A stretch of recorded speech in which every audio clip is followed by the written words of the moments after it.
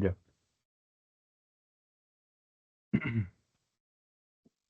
Buenas tardes. Hoy con mi compañero vamos a presentar el tema de sistema cliente-servidor, un concepto fundamental en el funcionamiento de la informática moderna.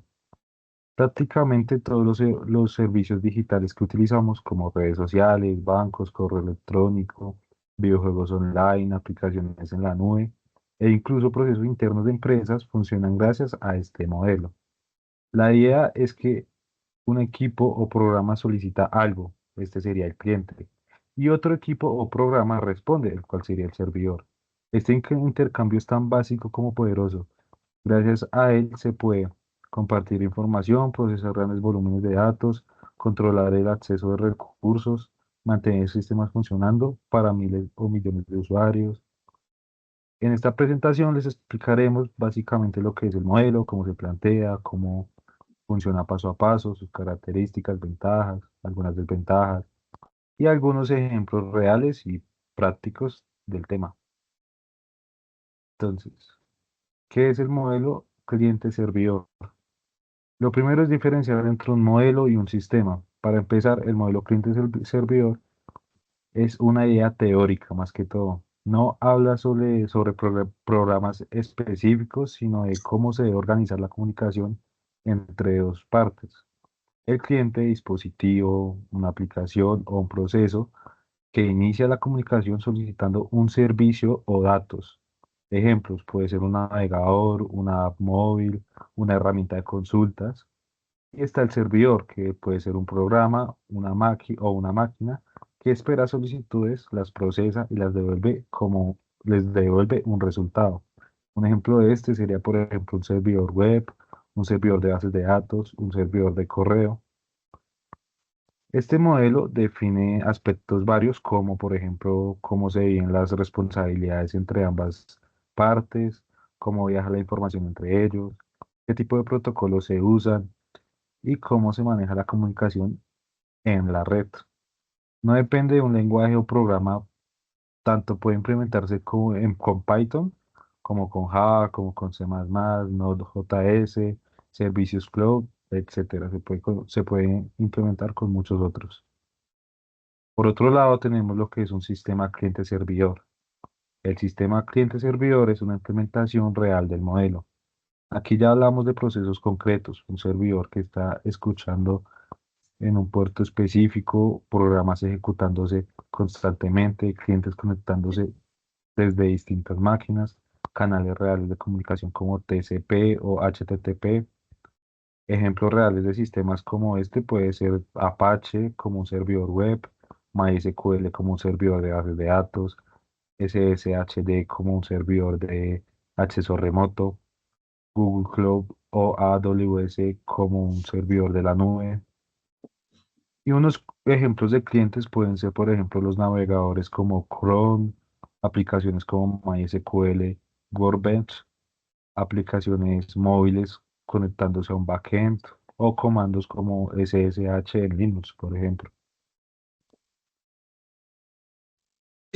Bueno, para el funcionamiento del sistema cliente-servidor, este proceso se resume en general en 4 pasos, pero cada uno tiene mecanismos específicos. El primero, el servidor se mantiene activo.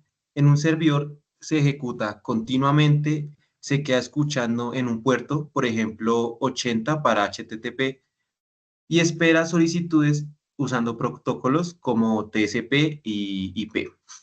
Gracias a esto, cualquier cliente autorizado puede conectarse. Como segundo, el cliente envía una solicitud.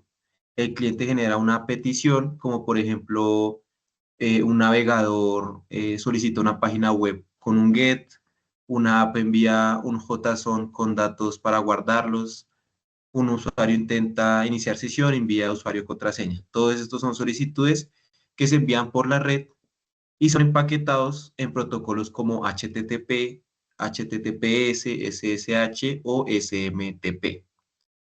En el tercero, el servidor procesa la solicitud. Acá es donde ocurre más que todo el trabajo pesado, donde se verifica permisos, se busca datos en la base, ejecuta funciones, toma decisiones y por último prepara ya una respuesta. Por eso se dice que el servidor es más potente, ya que tiene más recursos y responsabilidades. Y ya por último, el servidor responde al cliente, donde el servidor devuelve algo, puede ser un archivo, un mensaje, un resultado, un error o una confirmación. Este ciclo se repite continuamente millones de veces al día en sistemas reales.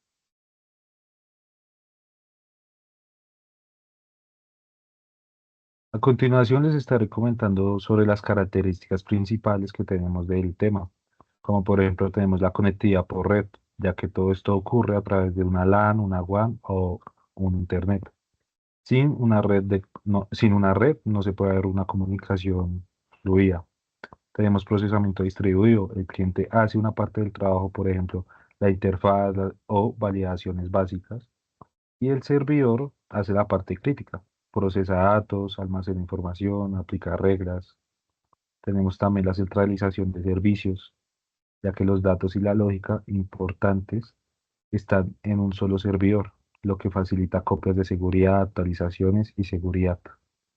Tenemos la escalabilidad, que se puede conectar desde hasta 10 hasta miles de clientes sin cambiar el modelo. Tenemos el uso de protocolos estándar, TCP, IP, UDP, HTTP, HTTPS, SSH, SMTP, entre otros muchos. Tenemos la separación de roles. El cliente no necesita tener los datos localmente, solo tiene que solicitarlos y él mismo los va a recibir.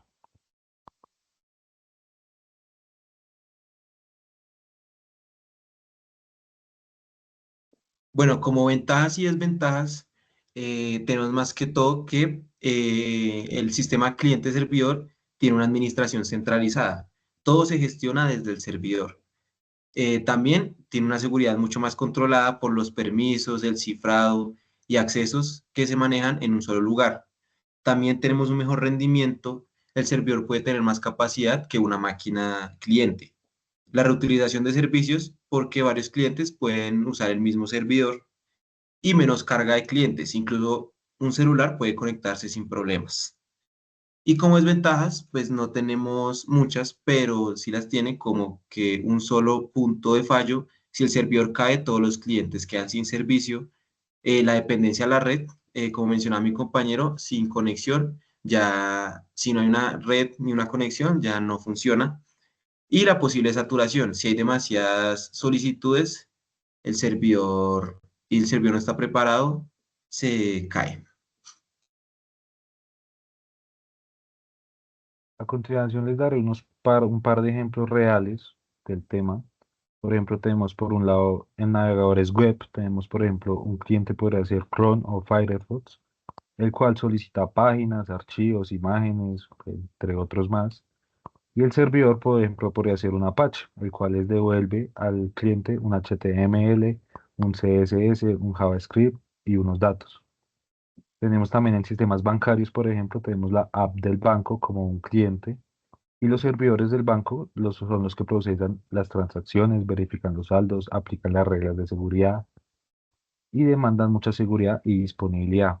En bases de datos tenemos, por ejemplo, MySQL Workbench, el cliente gráfico sería, y en MySQL Server es el cual es el que recibe las consultas SQL, las ejecuta y les envía los resultados a la otra.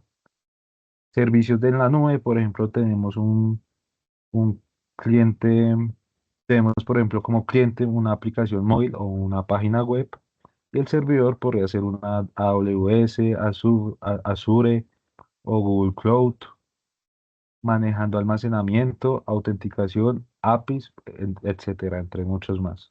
Y por último tenemos también entre la SSH, el Linux, el cliente sería el comando SSH para conectarse a distancia y el servidor sería el servicio SSHD que autentica a los usuarios y abre sesiones remotas. Para el ejemplo práctico de Linux,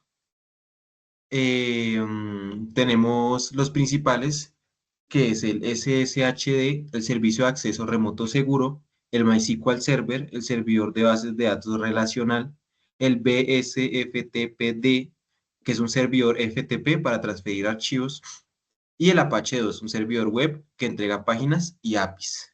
Estos servicios son fundamentales, se usan mucho en ámbitos reales. Para el ejemplo, usamos un ejemplo práctico en Python, en donde lo que hicimos fue crear un servidor simple, en donde se abre un puerto, escucha solicitudes, envía un mensaje de respuesta y se queda funcionando. Esto imita más o menos el comportamiento de servidores reales. En el otro terminal, el cliente en Python se conecta al servidor, envía un mensaje y recibe la respuesta del servidor, ya dando como resultado una pequeña prueba demostrando cómo se forma la conexión, cómo viajan los datos y cómo el servidor controla el flujo de comunicación.